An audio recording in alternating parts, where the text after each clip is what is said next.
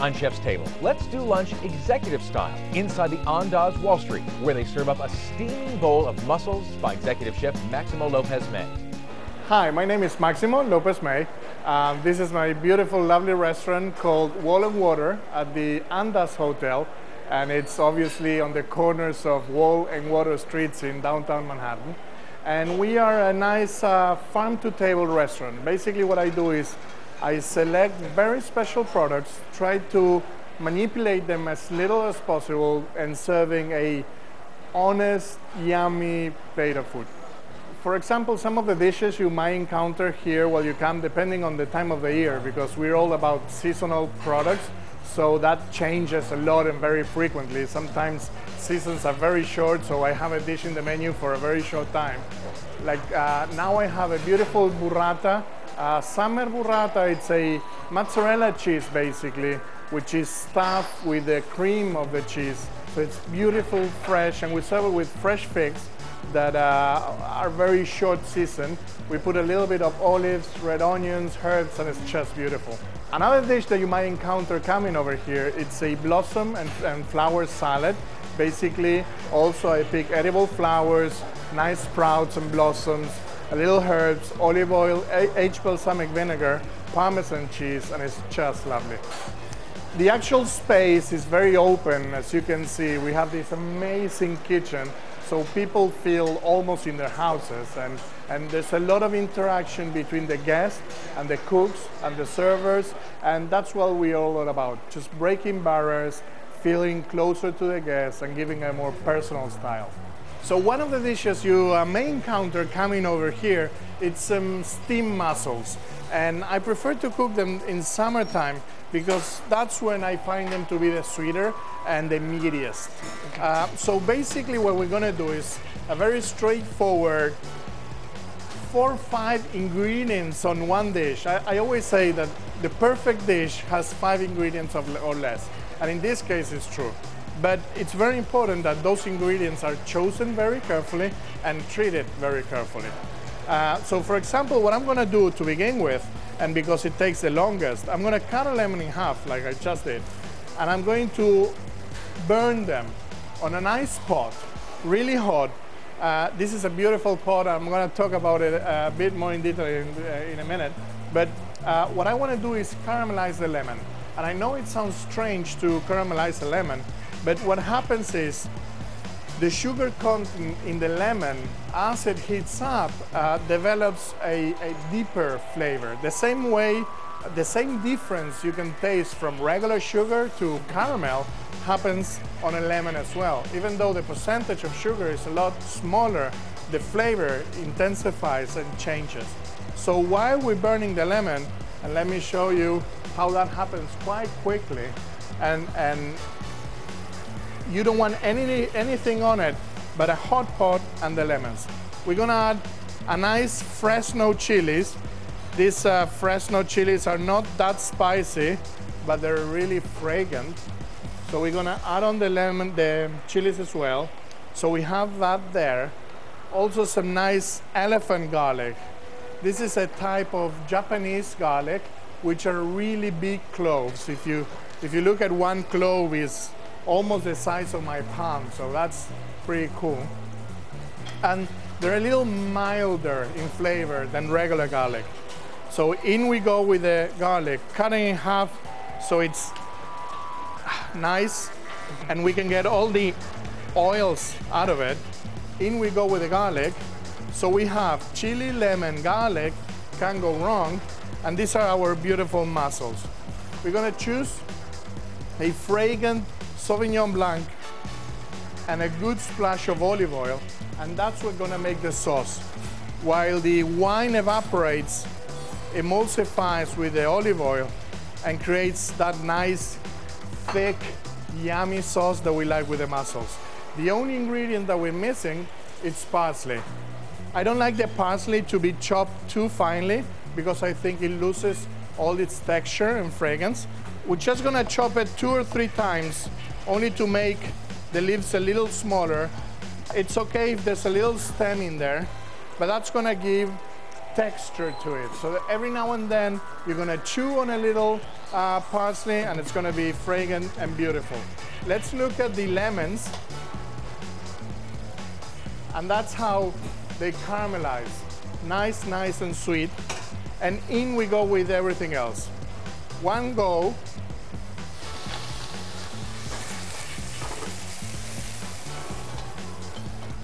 And the only other ingredient that we need for this dish, it's hunger and thirst. We're gonna have a nice white wine or a beer and think about what's happening in the pot. We have the wine boiling furiously and emulsifying with the olive oil, and the acidity yet sweetness of the lemon and the fragrant freshness of the herb make this a perfect dish. Again, it doesn't need to be complicated to be perfect. And this is what we're all about. Simple, yet sophisticated, you know, casual, yet delicious, and to be honest, quite unusual. And the good thing about this pot, on top of being shaped as a mussel itself, it has a little separation inside, and that helps me to eat the sauce while I can separate the mussels. And let me show you. It only took about a minute or two, and the mussels are already open. You can see how the sauce is nice and emulsified, and this is ready. And this beautiful little separation here helps me be able to dip the bread into the sauce and enjoy. So come to Wall and Water and enjoy this dish with me. We'll be back with Chef May in the kitchen, dishing up his rich and gooey mac and cheese. Welcome back to Chef's Table. We are at Wall and Water Restaurant in the Andaz, Wall Street. On the menu today, Chef May's luxurious and yummy mac and cheese. Welcome back to my kitchen. I wanted to show you another one of my favorite dishes, and it's a very simple yet different approach to our beloved mac and cheese. Macaroni and cheese, pasta and cheese always works. So basically what I'm going to do while I tell you about it is I'm going to quickly seed off a little bit of butter. We're gonna put just very roughly some shallots, a little bit of thyme, and in that butter, generous amounts of butter, we're gonna finish cooking some mushrooms. Thyme, just a little bit, enough to give it the herby fragrance. And here I have some mushrooms that I previously roasted in a slow oven, and now I want to give them a little more color. So in they go. Very well. And the mac and cheese is a mac and cheese because of two major ingredients. The cheese, of course, and the mac, or the macaroni, or the pasta, the second one.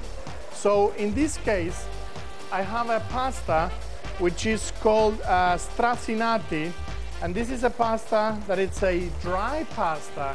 It's a short pasta, and it has this little bit of a homemade look and feel to it. But if you can't find stracinati in your hometown, you can replace it with any other short pasta that you like, that it's dry. You cook it for like 15-20 minutes until it's al dente, and that's really up to you. I really like it to still have a little bit of a bite, but because we're gonna roast this, it doesn't need to be super al dente. So in we go with the stracinati. Another one that you can choose is orecchietti, which are the little ears, or you can use even penne rigati, up to you really. Just some dry pasta, but it has to be short. You cannot use a long pasta, otherwise when you mix it with everything else, it gets messy, it breaks down, it's no good. So let's recap. We have the mushrooms, we have the thyme, we have the shallots. In we went with the pasta, and now we're gonna talk about the cheese. The cheese that I have, it's a locally sourced from the Hudson Valley area. It's called Bloomsday. It's from the Cato Corner farm, really small farm. And it's a nutty yet spicy little cheese with a little bit of ammonia. So what I did is I grated. So what I'm gonna do is, once the pasta is nice and hot, I'm gonna put a little bit of cream, just regular cream in it, to give it a nice saucy feel. And it's starting to look like a mac and cheese, doesn't it? In we go with a little bit of salt, pepper, and the cheese. The other major ingredient. It really is up to you what ingredients you choose to put on a mac and cheese, because a mac and cheese has the great profile that it can take anything. Instead of mushrooms, if you like duck, you can do it with duck. If you like a special type of sausage, you can use that. You can give it your own personal style. So while the cheese melts and it's starting to get all nice and gooey, I'm gonna put it on a roasting pan. Wow, hungry already. And then what I like to do, just to give it a little bit of a different feel, that surprise element, I like to put a little bit of lemon zest on it. Just on top, not too much because you don't want it to be too invasive, but a little bit of lemon zest, a little bit of Parmesan cheese on top that is gonna help him to get nice and crusty. And then I like to put some bread croutons.